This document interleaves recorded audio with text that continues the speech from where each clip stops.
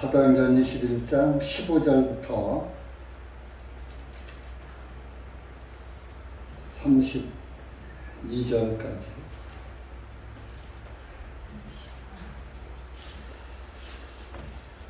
15절부터 읽겠습니다. 시작. 여러 날 뒤에 우리는 짐을 꾸려서 예루살렘으로 올라가니라. 거기에 가이사라에서 온 제자들 가운데 어떤 사람도 우리와 함께 가고 오래된 제자 구브로 사람 문하성을 데리고 가니 이는 우리가 그의 집에 묵어야 하기 때문이라. 우리가 예루살렘에 이르니 형제들이 우리를 반갑게 영접하니 그 다음날 바울이 우리와 함께 야고보에게로 가니 모든 장로들이 와 있더라.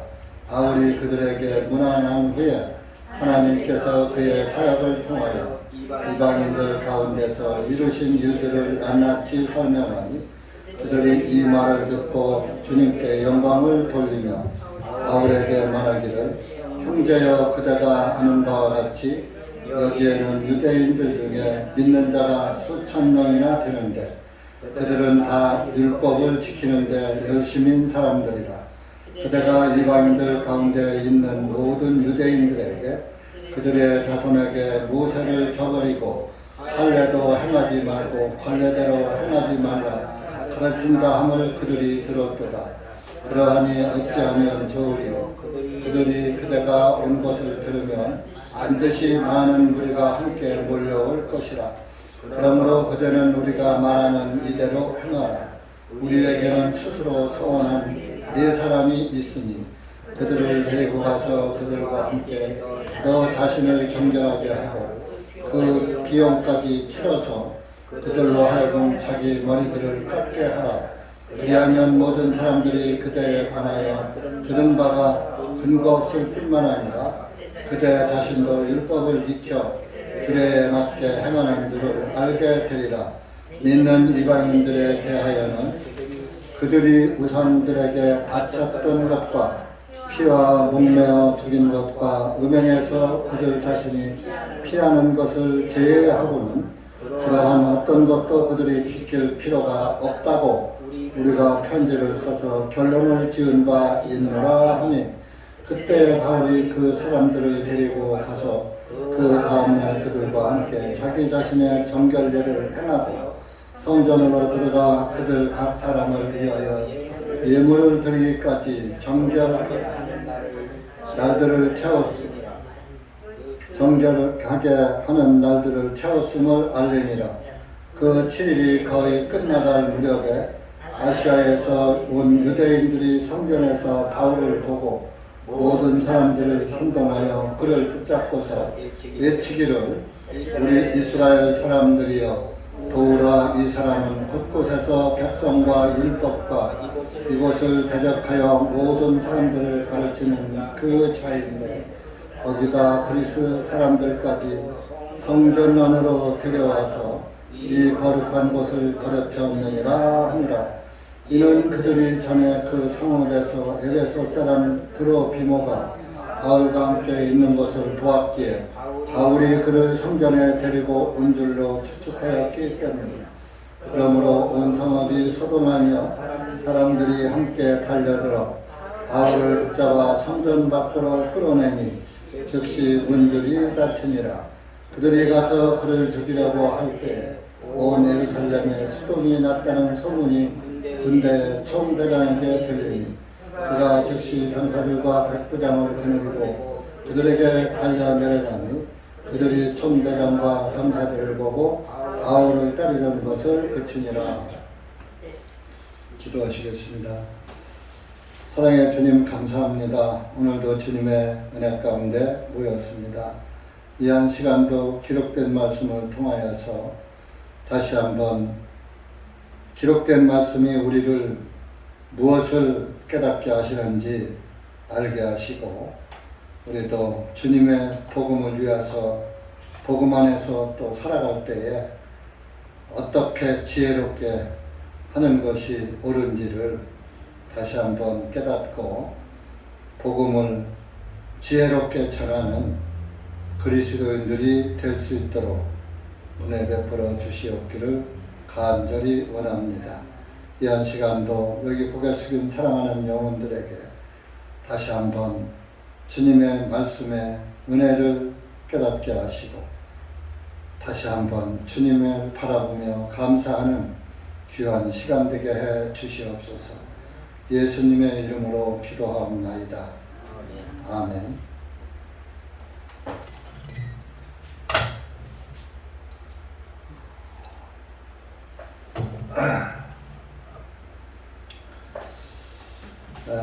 바울이 예루살렘에 올라가면은 큰 고난이 기다린다는 그런 예언의 말을 듣고도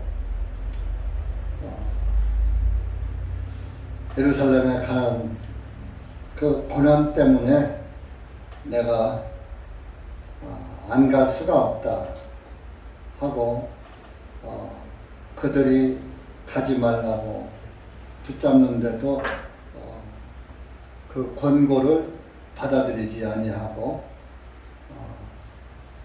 예루살렘을 향해서 올라갑니다.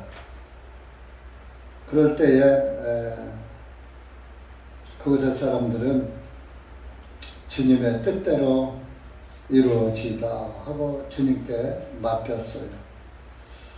우리도 어떤 일을 할 때에 참 주님의 뜻에 맡기고 담대하게 해야지 될 것입니다. 주님의 뜻에는 맡기지 않고 자기 뜻대로 하는 경우가 많은데 구원받은 그리스도인이면 내 뜻은 버리고 주님의 뜻에 따라야지 되고 주님의 뜻대로 되기를 원합니다 하는 그런 기도와 함께 주님께 맡기는 그런 그리스도인들이 되어야 될 것입니다. 말로만 주님의 뜻이지 주님에게 맡기지 주님 믿습니다 의지합니다 이러면서 결론은 자기 뜻대로 하는 거예요.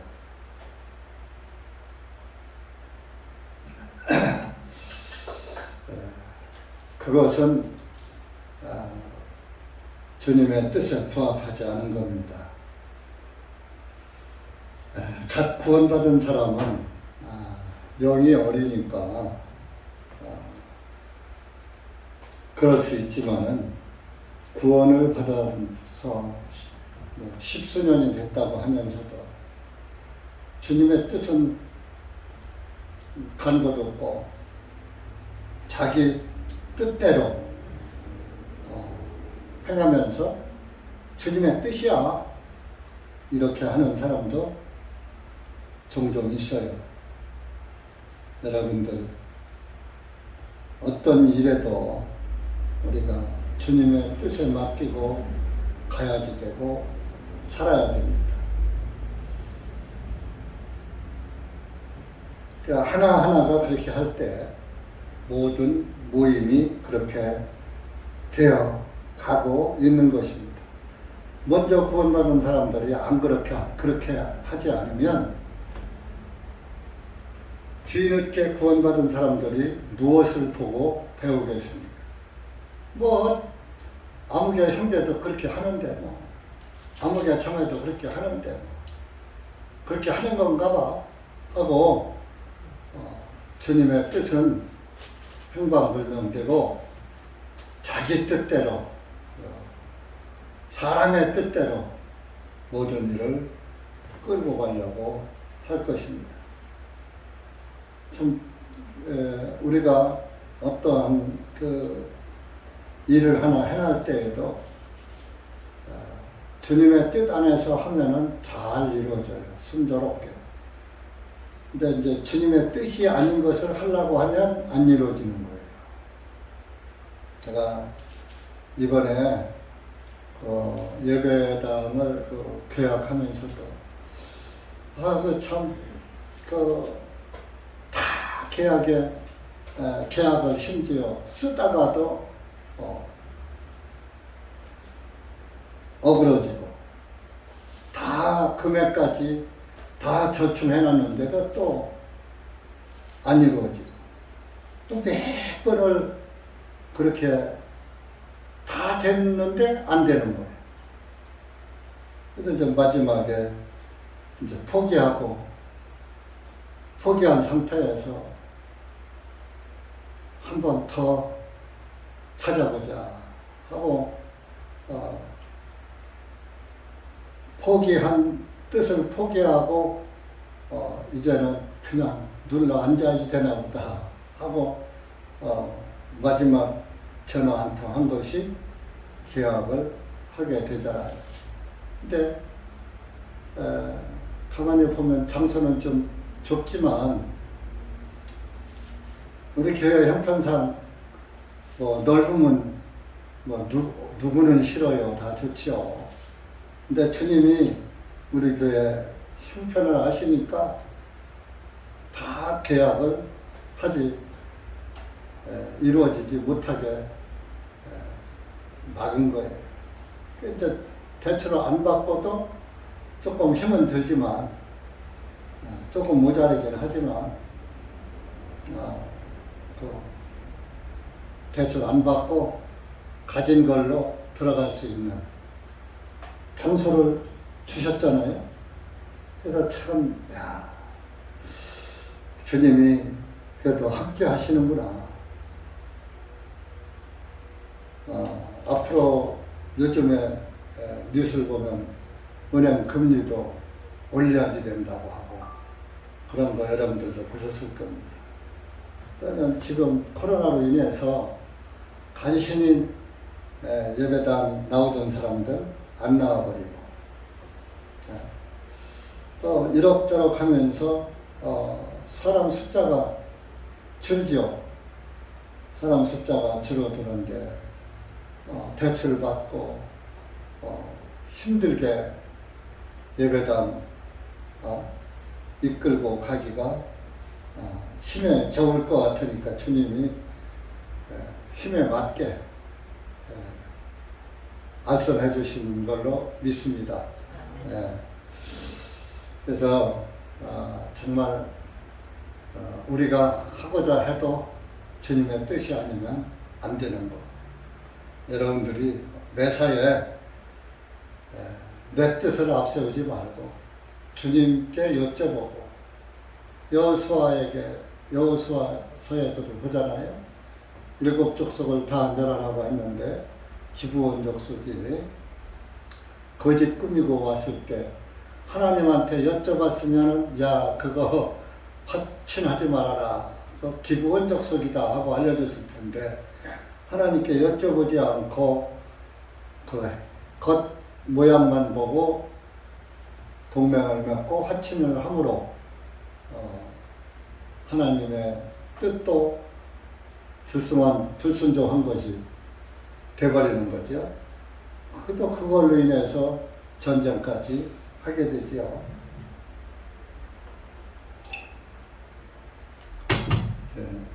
그런 걸 봐도 하여튼 주님의 교회는 주님의 뜻에 따라서 흘러가야지 돼요. 사람의 뜻으로 가는 것은 오래 못 가요. 언젠간 끝나요. 사람의 뜻으로 가요. 그러나 주님의 뜻으로 가면 주님이 끝내기 전까지는 끝 안 나요. 왜? 주님 나라는 영원하거든요. 주님의 교회가 이제 주님 오실 때까지 이 땅에 주님의 교회가 존재해야 됩니다. 그러니까 주님의 뜻 안에서 여러분들이 가면 영원히 가실 수 있는 거예요.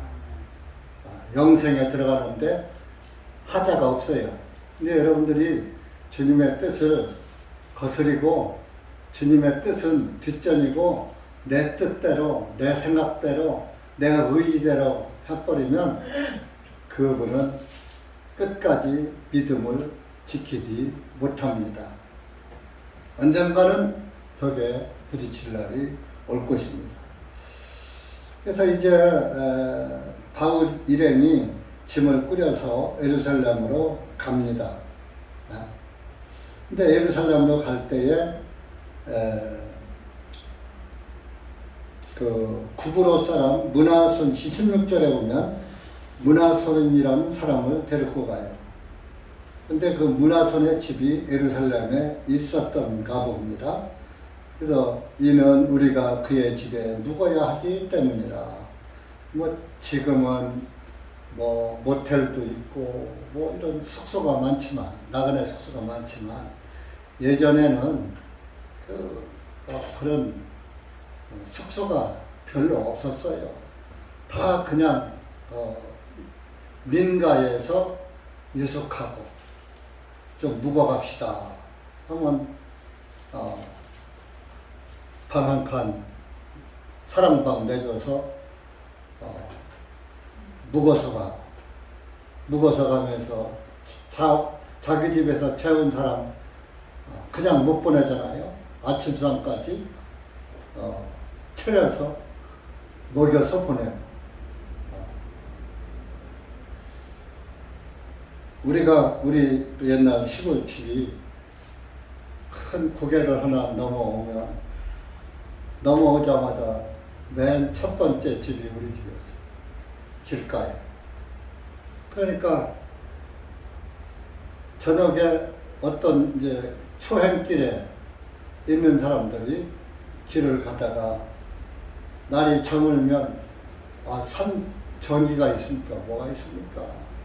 캄캄한 밤에 오다가 거기에 무섭게 넘어왔는데 인가가 있으니까 무조건 진양반 계셔 하고 찾습니다.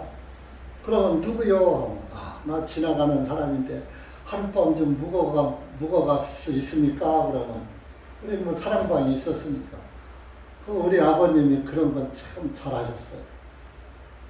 들어오시오. 사랑방에서 저녁은 요긴 하셨느냐고.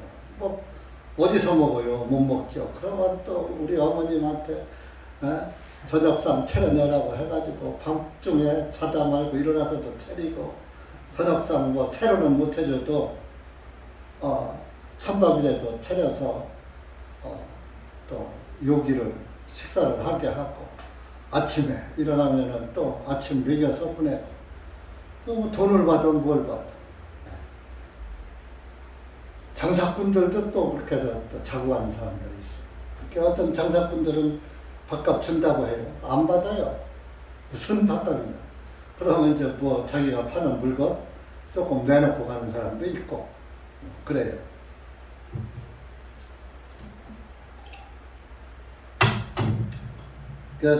진짜 길 가는 그 길손들 많이 재워주고 밥 많이 삶아줬어요.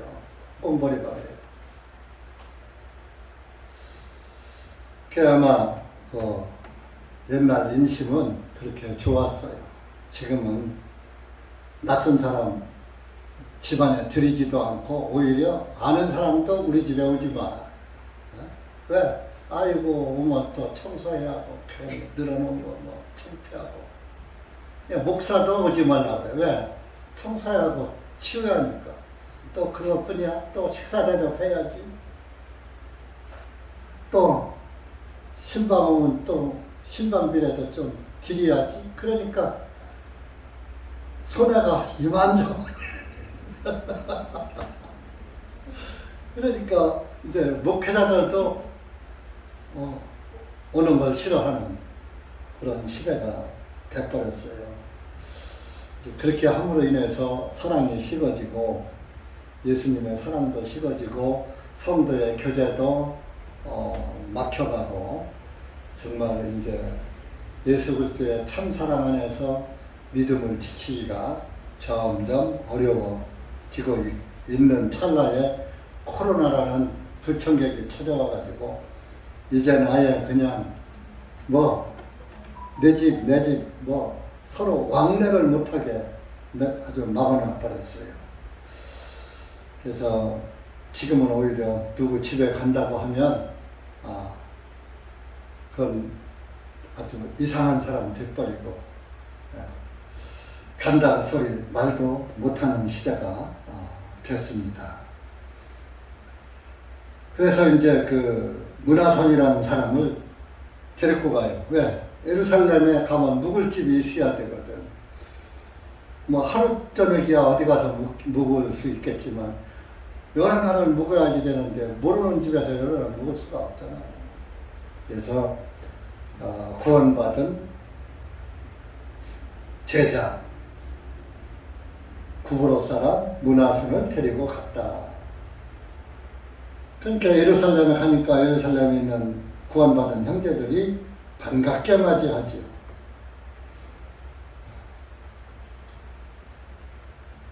그래서 이제 그리고 야고보도 만나고, 야고보나 베드로는 예루살렘에서 전도, 유대인 전도자이기 때문에 예루살렘에 있었던 거예요.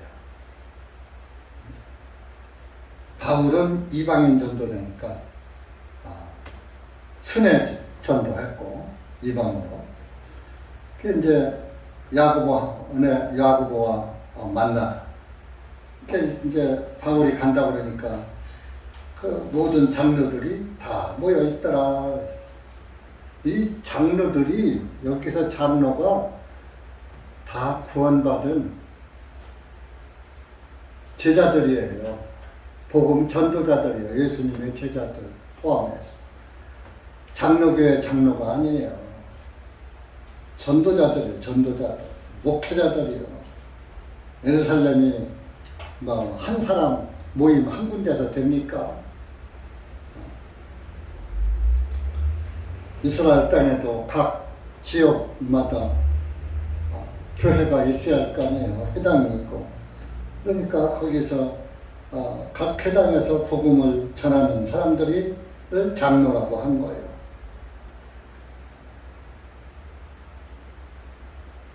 오늘날 장로들과 다른 거예요. 이제 바울이 문안을 하고 이방인들에게 전도한 것을 19절에 보니까 이방인 가운데서 하나님께서 이루신 일들을 낱낱이 설명하니, 전도 보고한 거예요. 보고 내가 에베소 지역에 가서 이렇게 전도하고 시리아에서 이렇게 전도하고 가는 곳마다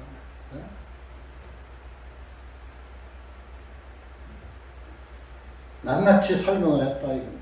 그러니까 지금으로 말하면 전도 간증한 거예요. 간증.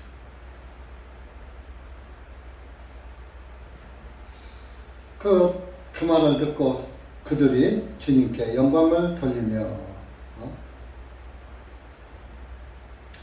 이제 바울 걱정하는 거예요. 20절 보면 형제여 그대가 아는 바와 같이 여기에는 유대인들 중에 믿는 자가 수천 명이나 되는데 그들은 다 율법을 지키는데 열심인 사람들이라.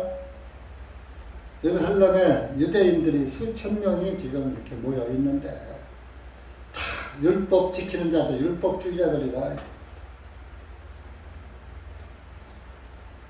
열심인 사람들이라.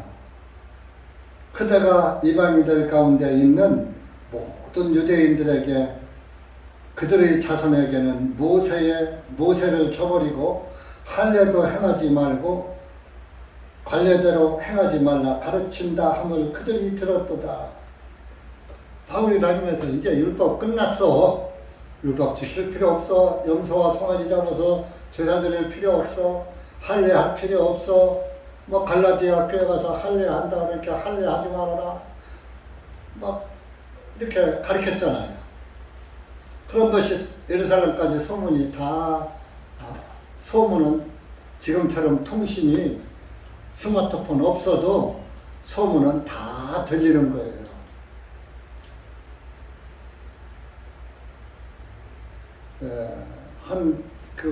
예전에요. 라디오만 있을 때, 전화도 없을 때, 우리 초등학교 다닐 때 박정희 대통령이 5.16 군사혁명 일으킨 것도 시골까지 다 알게 됐어요. 다 알게 돼요. 왜? 화보도 붙이고 뭐 이렇게 하는 전국이 다 알게 되잖아요. 4.19가 나는 것도 다 알게 돼요. 소문이라는 것은 막을 수가 없는 거예요. 물론 그때 라디오라도 있으니까 신문도 있으니까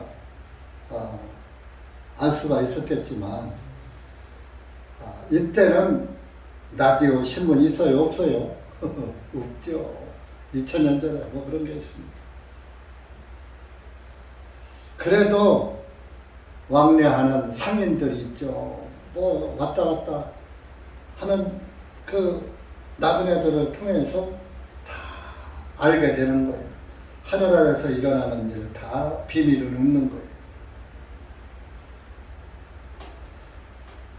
그 바울이 율법주의자로서 복음을 깨닫고 나니까 율법은 몽학선생이다. 율법이 필요 없다고는 했지만은 율법이 몽학선생 역할은 한다라고 갈라디아서에 말했잖아요.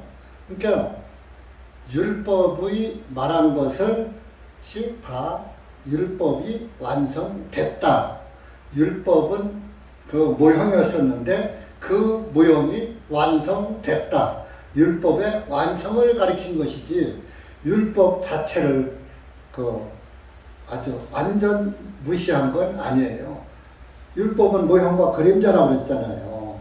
그 모형과 그림자가 이제 실체에 있은 예수님을 통해서 완성됐다. 이렇게 가리킨 거예요. 그러니까 이제 그것을 깊이를 이해하지 못하는 사람은 율법 필요 없다고 한다. 또 이렇게. 예수님이 율법을 완성시켰으니까 이제 율법을 초대 율법으로 들어갈 필요 없다라고 가르친 것이지 율법 자체를 부정한 건 아니란 말이에요.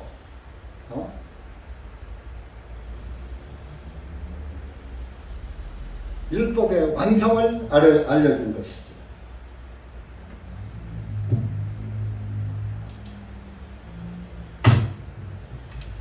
그 이제 소문은 그렇게 났단 말이에요. 그러니까 이제 이거 어떻게 하면 좋습니까? 그들이 바울이 온 것을 알면은 많은 무들이 올려와서 또 이제 막 농성을 할 텐데 어떻게 하느냐? 어떻게 하면 좋냐? 그러면서 바울을 이제 보호할 그 방도를 이제 제시하는 거예요.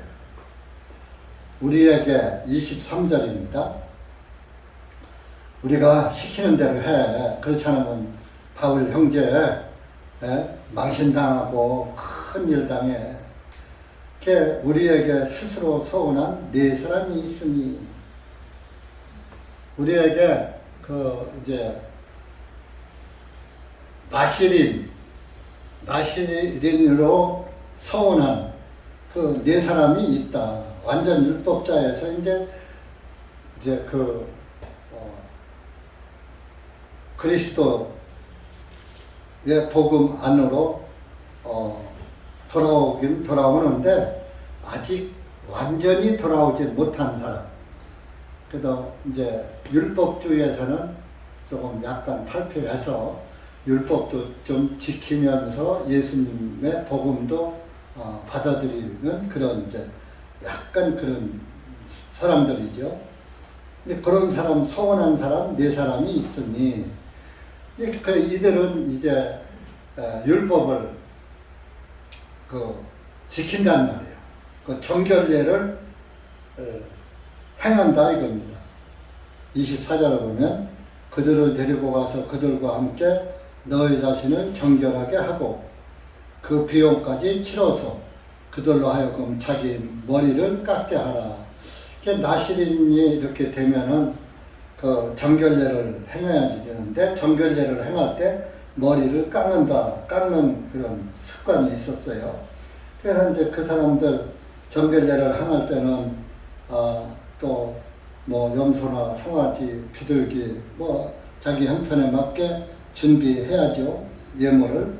그러니까 돈이 들죠. 그 비용. 그 비용까지 바울은 돈이 없잖아요.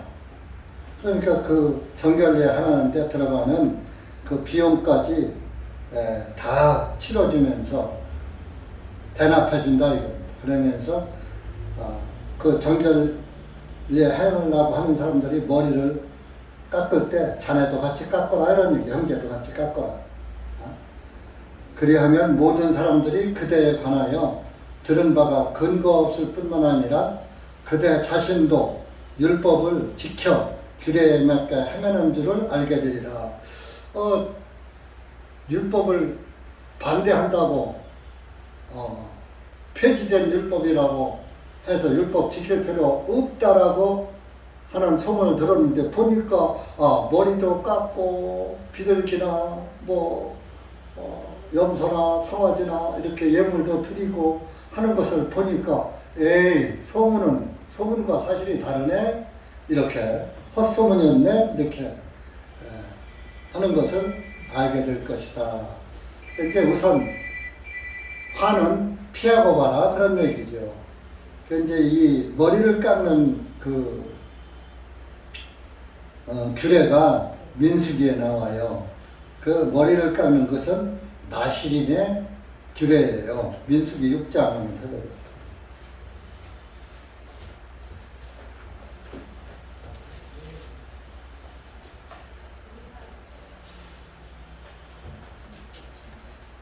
(18절)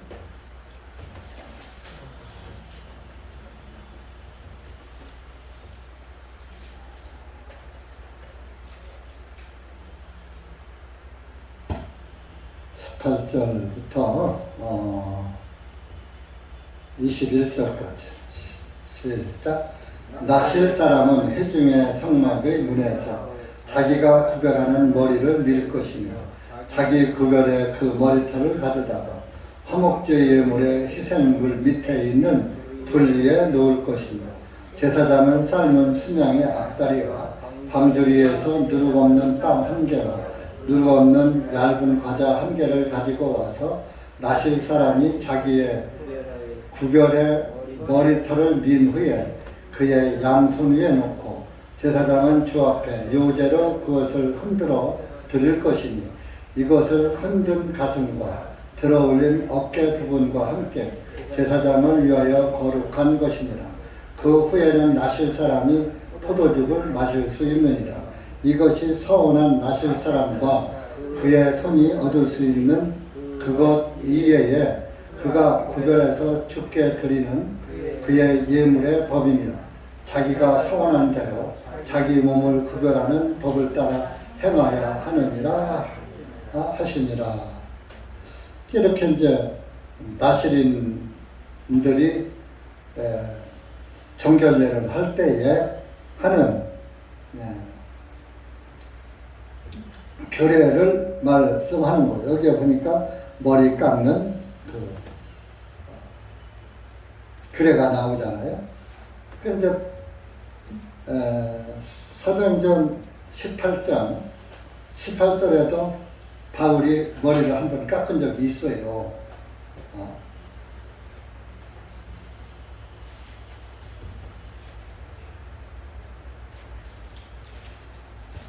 18장 18절 이제 그 유대인들에게 전도하기 위해서 겐그리아에서 그렇게 한 적이 있죠. 18절 시작. 이 일 후에도 바울이 거기서 여러 날을 더 머물다가 형제들과 작별하고 거기서 배를 타고 시리아로 들어가니 브리스길라와 아굴라도 그와 함께 가니라. 바울이 한 가지 서원한 것이 있었기에 겐그리아에서 머리를 깎았더라. 근데 이때도 이제 19절 보니까 바울이 에베소에 와서 그들을 거기 남겨두었으나 자기는 회당으로 들어가 유대인들과 토론하니라. 근데 전도하기 위해서 좀 머리를 깎은 적이 있어요. 그 상대방들이 오해를 하지 않게 하기 위해서.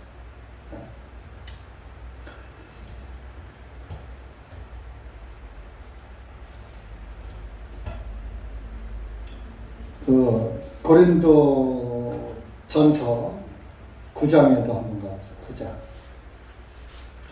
유대인을 만나면 유대인 같이 해서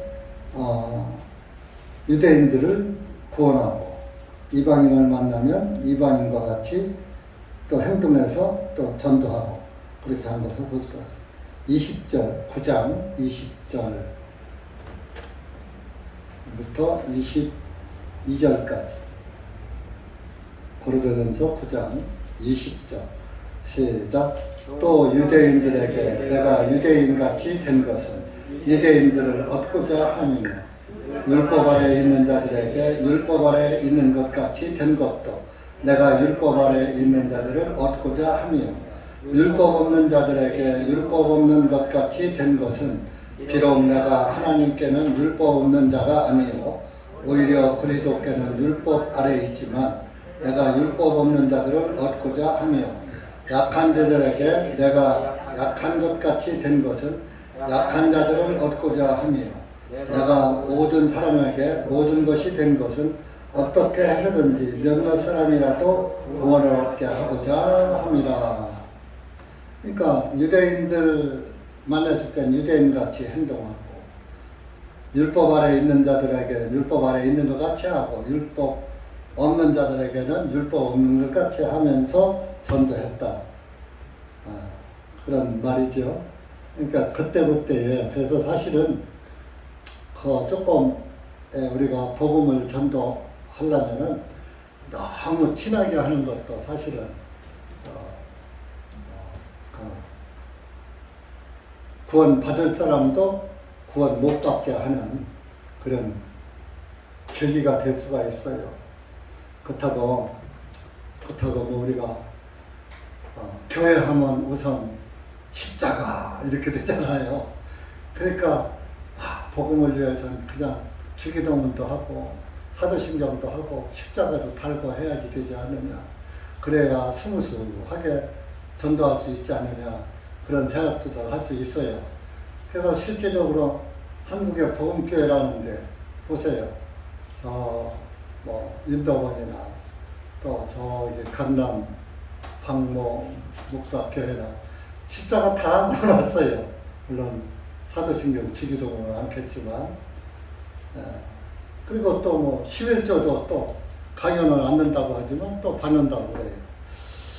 이제 우리는 그런 것들을 싹 다 그냥 청소하고 일소하고서 하니까 조금 깨끗하게 가기는 하는데 좀 이제 구원을 받지 못한 사람들이 볼 때는 완전히 다른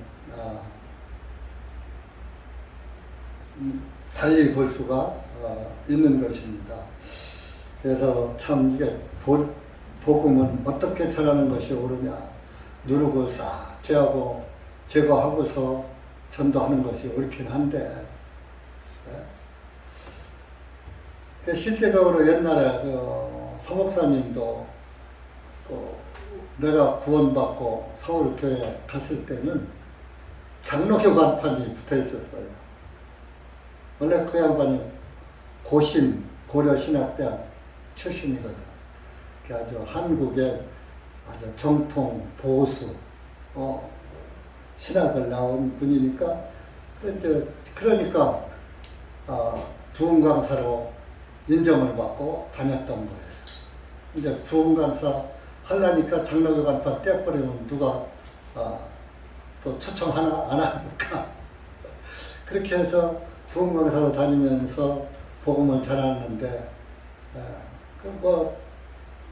또 다소 얼마나도 복음은 전달됐죠. 그래서 전국적으로 그 집회에서 구원받은 사람들이 서울교회까지 찾아오고 이런 사람들이 다수가 있었습니다.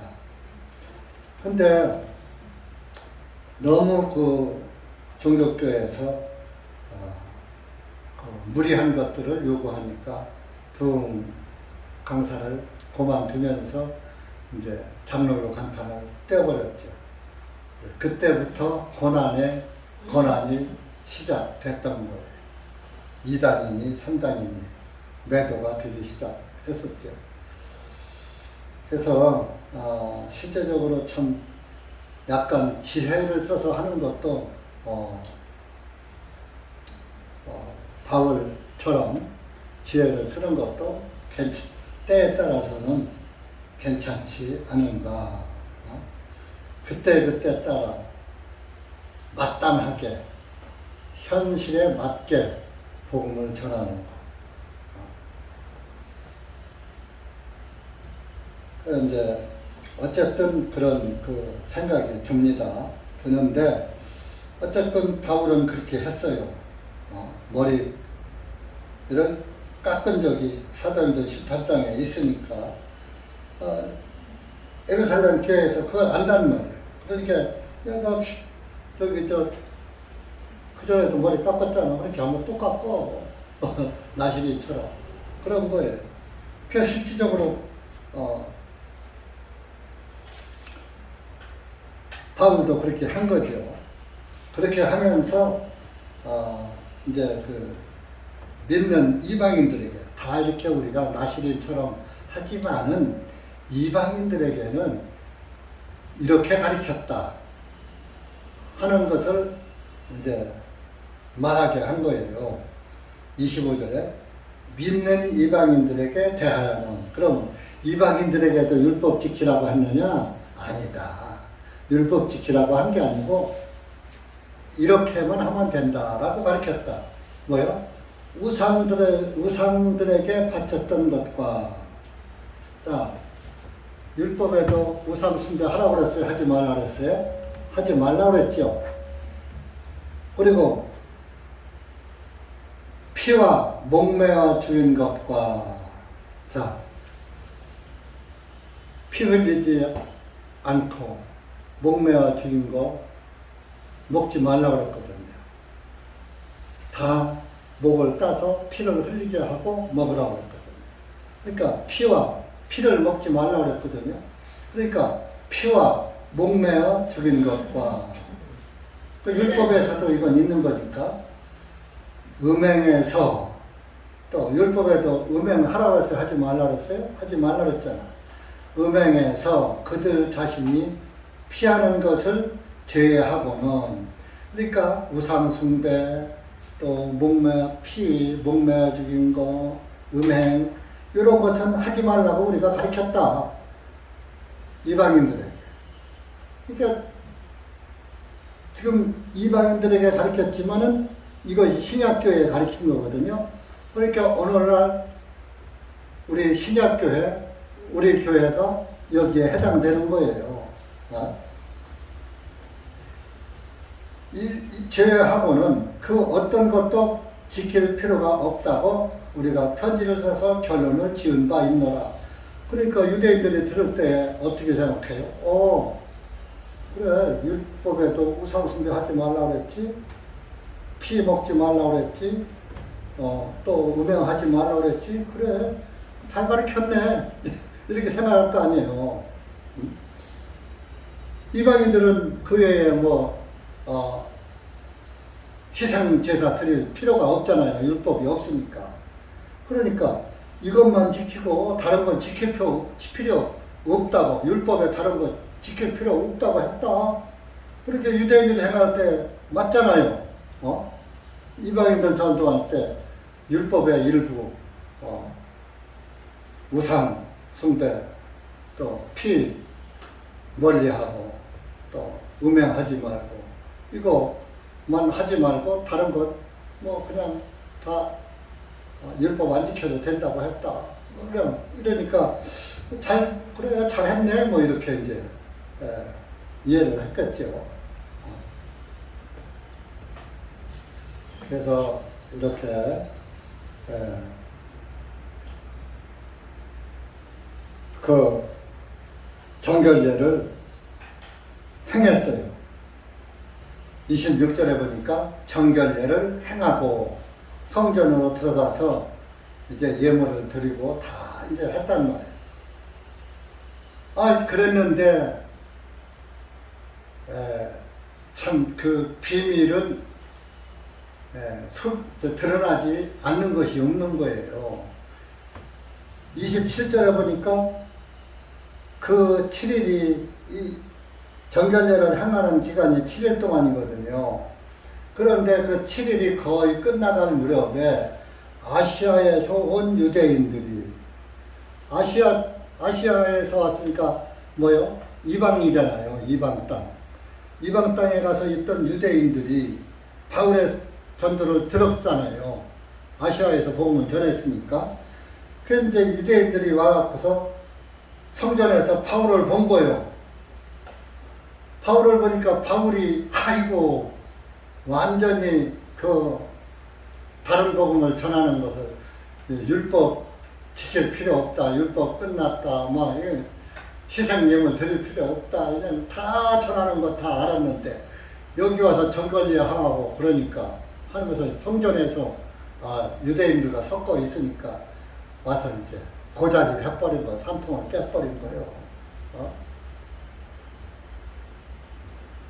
바울을 보고 모든 사람들을 27절에 모든 사람들을 선동하여 그를 붙잡고서 외치기를 이스라엘 사람들이여 도우라. 이 사람은 곳곳에서 백성과 율법과 이곳을 대적하여 모든 사람들을 가르치는 그 자인데 거기다 그리스 사람들까지도 성전 안으로 데려와서 이 거룩한 곳을 더럽혔느니라 하니라. 이방인들 그리스 헬라는 이방인이잖아요. 이방인이 성전에까지 들어왔다. 이방인이 구원받으면 다 하나님의 자녀니까 성전에 율법 끝난 성전에 들어가도 돼요, 안 돼요? 되잖아. 그래서 데려왔는데 이방인들이 헬라 이방인을 데리고 들어오고 이 완전 배신자다. 그냥 들통 내버린 거예요. 하나님의 성전을 더럽혔다. 그 소리를 듣고서 유대인들이 가만히 있어요. 저놈 끌어내서 죽여요. 뭐 세상 말로 그렇게 했겠죠.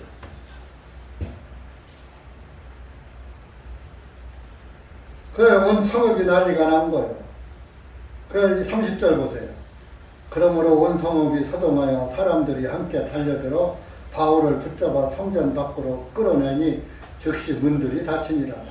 아주 그 예루살렘 성 밖으로 끌어내서 아주 죽이려고.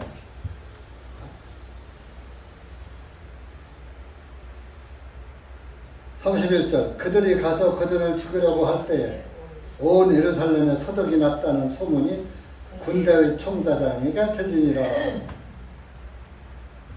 로마 군대 총대장한테 들린 거예요. 그러면 그때가 로마가 이제 뭐 총독이 있고 천부장, 백부장 뭐 이렇게 있었는데 그 총대장들이 지금으로 말하면 경찰 역할을 한 거예요. 군인이지만. 그래서 그 이스라엘을 치안이나 모든 것을 다스렸단 말이에요. 그런데 살인 사건이 나면 안 되잖아요. 그러니까 이제 그 백부장, 그 총대장이 그러니까 백부장을 거느렸으니까 아마 천부장쯤 되는 거예요. 총대장은 감독은 아니고. 32절에 그가 즉시 병사들과 백부장들을 거느리고 그들에게 달려가니 그들이 총대장과 병사들을 보고 바울을 때리던 것을 그치니라. 사람 그냥 유대인 율법에 의해서 쳐 죽이려고 했는데 로마 군대가 오니까 그 앞에서 바울을 때리던 것을 그쳤죠. 그러니까 이게 다 여기에서 우리가 생각할 것은 사람의 꾀로 유대인들을 속이고 피해보려고 했지만 실제적으로 사람의 생각대로 사람의 지혜로는 속일 수 없다 하는 것을 볼 수가 있어요. 차라리 어차피 잡혀가서 맞을 바에는 전결에 뭐하러 합니까? 머리를 왜 깎습니까? 나시린처럼 할 필요가 없잖아요. 율법인처럼, 율법 지키는 유대인처럼 할 필요가 없었잖아요. 근데 했지만 결론은 들통나서 맞아 죽게 생겼잖아요. 그러니까 여기에서 우리가 하나님의 복음은 물론 유도리는 유도리를 갖고 약간의 지혜롭게 전해야 되지만 그렇게 거짓 위장을 하고서 복음을 전할 필요는 없지 않은가. 물론 바울이 뭐 유대인을 내게 전도할 때 유대인같이 했다는 것은 그래 나도 유대인이야. 나도 유대인이고 나도 율법 지켰던 거 니들 알잖아. 그러니까 율법이 이런 거 있었지. 이런 거 있었는데 예수님이 그 율법을 성취했어. 이런 식으로 한 것이지. 율법 지켜가면서 뭐 할례를 행해가면서 전도한 것은 아니다라는 것을 알아야 되는 거예요. 그러니까 이렇게 한번 나시린 행세를 하려고 해서 화를 모면하려고 했는데 화를 모면했어요? 못했어요? 안 되잖아요. 그러니까 여기에서 사람의 꾀로는 안 된다는 것을 우리가 복음을 전할 땐 사람의 꾀로 하지 말고 하나님의 뜻에 맡기고 그저 올바른 복음을 전하는 것이 옳을 것이다 하는 것을 말씀드립니다. 그래서 이제 하나님이 야 너희들 인간의 방법으로 하지 마. 내가 지켜주마 하고서 로마 군대를 보내가지고 그래 너희들이 바울을 때리는 거 보니까 바울이 무슨 큰 잘못을 한가 보다.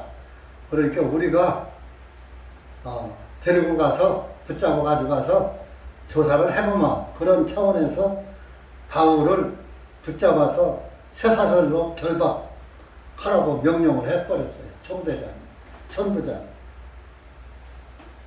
그러고서 야 너는 누구냐? 못하는 사람이냐? 이렇게 물었어요. 33절에. 그러니까 이제 거기에 있던 사람들이 무리 가운데 어떤 사람은 이 말을 또 어떤 사람은 저 말로 외치고는 그 총대장이 소동으로 인해 진상을 알 수가 없으므로 그 유대인들이 어떤 사람은 이 말하고 어떤 사람은 저 말하니까 도대체 뭔 소리를 하는 건지 이방인이 율법에 관한 얘기가 이해가 가요? 안 가요? 안 가죠. 그러니까 도대체 이해를 못하는 거예요. 그래서 야 니들 저리 가.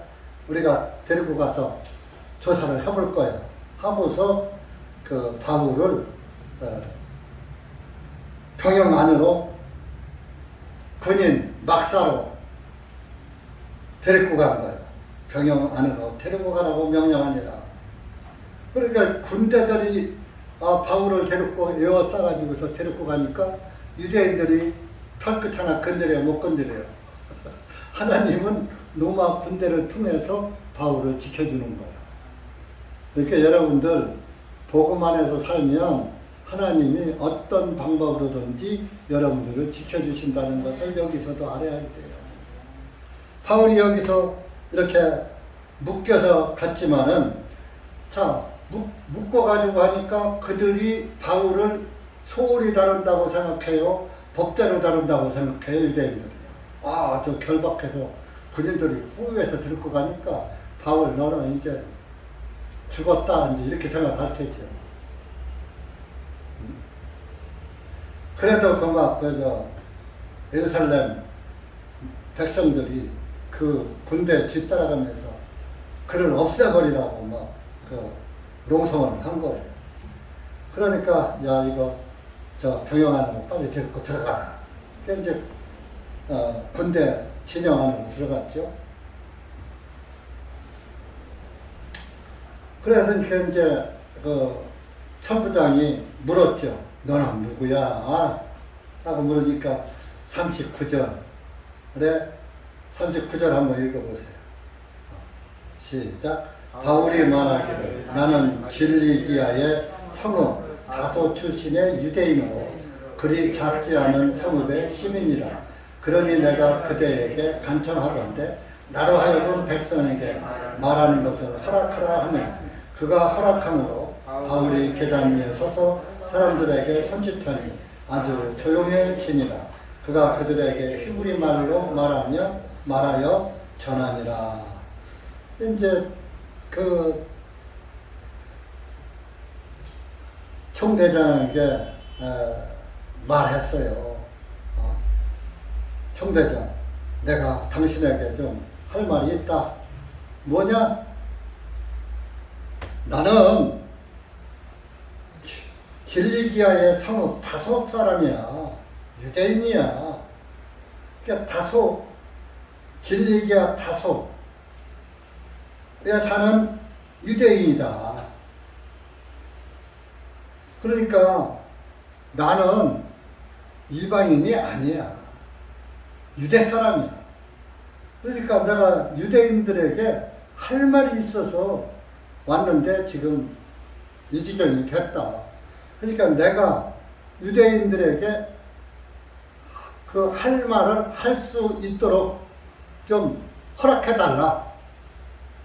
그 얘기한 거예요. 그러니까 그래? 다소 출신이야? 그래, 그러면 뭐 유대인들에게 할 말이 있다는데 그럼 한번 해봐. 허락한 거예요. 그래서 40절에 이제 유대인들이 쫙 이제 그 진 밖에 모여 있는데 이제 그 앞에 나가서 계단 위에 서서 사람들이 뭐 농성을 부리고 있었을 거 아니에요. 죽이라. 근데 이제 단상에 올라가서 손을 조용하라 하고서 하니까 그 붙잡혀간 바울이 나와서 손을 들고 단상에 올려서 잠깐 조용하시오 하는 식으로 하니까 저 무슨 소리를 하려고 그래? 하고 유대인들이 조용해졌다 이런 날인데, 이렇게 해서 히브리 말로, 바울이 히브리 사람이니까 바울은 히브리 말에 능통하고 헬라, 그리스 말에 능통하고 로마어에 능통하고 그 당시에 아주 정말 3개국어에 능통한 바울이었어요. 그러니까 유대인들 상대니까 어디 말로 해야 해요? 히브리 말로 해야지. 이스라엘 말로. 히브리 말, 정통 히브리 말로 유대인들을 향해서 말하니까 도대체 무슨 이야기를 하려고 하나 하고 그들이 조용해진 것을 우리가 볼 수 있고, 다음번에 22장에서 이제 바울의 그 해명을 듣기로 하겠습니다. 그래서 우리가 여기서 이렇게 볼 것은, 이 말씀에서 우리가 한번 생각할 것은, 사람의 꾀로 복음 전하려고 하지 말아라. 주님의 뜻에 맡기고 복음을 전해야지 된다. 결론적으로 사람의 뜻으로 해서 복음 전했어요. 맞아 죽을 뻔했어요. 맞아 죽을 뻔했어요. 주님의, 그렇지만은 복음을 위해서 사는 바울이니까 안 되지. 내 종이, 내 아들이 돌로 맞아 죽으면 안 되지 하고서 합법적으로 로마 군대가 딱 지키게끔, 아무도 손 못 대게끔 아주 안전한 로마 병영 진영 안으로다가 데리고 가서 편안하게 지내다가 오히려 거기에서 인정을 받고 양해를 받고, 나는 유대인들에게 어떤 소동과 이런 소유를 일으킨 사람이 아니다. 나는 유대인이다. 그래서 유대인들에게 할 말이 있어서 예루살렘에 온 사람이다. 이렇게 하니까, 그러면 그래, 같은 동족끼리 할 말이 있다니까 해봐 하고 총대장이 허락한 거예요. 이것이 다 사람의 뜻으로 이루어진 것이 아니라 하나님의 뜻 안에서 이런 문제가 이루어진다는 것을 여러분들이 기억하시기 바랍니다. 그리고 여러분들이 복음을 위해서 살다가 고난을 당하는 것은 주님이 함께하셔서 그것을 지켜주시지만, 자기 일신상의 자기 사적인 것을 위해서 살다가 고난당하는 것도 주님이 그렇게 애틋하게 지켜주실까요? 여러분들이 사사로운 그 행동에 의해서 고난받는 것은 여러분들이 책임이에요. 그러니까 하나님은 주님의 뜻 안에서 살아가다가 고난을 받는 것은 주님이 지켜주시고 인도해 주시고 함께해 주시지만 여러분들이 다른 욕심에 이끌려서 육신적으로 살다가 받는 고난은 주님이 함께 하시지 않는다는 사실도 기억하시기 바랍니다. 주님의 뜻 안에서 사는 것은 함께 하셔요. 그런데 자기 육신의 뜻대로 자기 뜻대로 자기 마음대로 하다가 당하는 고난은 네가 다닐 수 있게 네가 당해. 심은 대로 거둬. 그렇죠? 네. 우리 기독교에서 그 진리는 심은 대로 거두는 거예요. 여러분들이 어떤 믿음을 가졌든지 믿음대로 되는 거예요. 그러니까 믿음대로 될지어다. 그런 말씀 있죠? 그러니까 여러분들이 어떤 일이든지 믿음 안에서 사시기 바랍니다. 주님의 뜻 안에서 사시기 바랍니다. 기도합시다. 하나님 아버지 감사합니다. 오늘 우리가 바울의 예루살렘에 올라가서 받는 고난을 보면서 우리가 어떤 삶을 살아야 될 것인가를 이 말씀을 통해서 다시 한번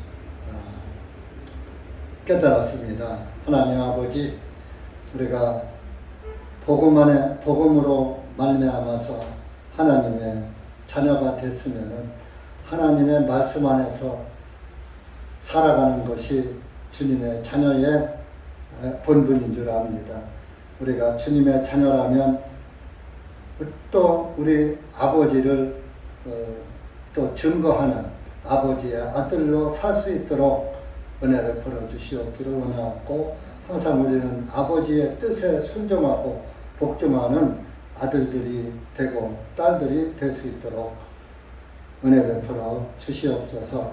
사람의 뜻으로 사람의 꾀로 또 얕은 소견으로 주님을 사람 속이듯이 주님을 속이려고 하지 말고, 주님은 우리의 그 어두운 그늘까지 또 다 보고 계시고 함께하고 계신다는 것을 깨닫고 항상 주님 앞에 신실한 그리스도인들이 될 수 있도록 은혜 베풀어 주시옵소서. 예수님의 이름으로 기도하옵나이다. 아멘.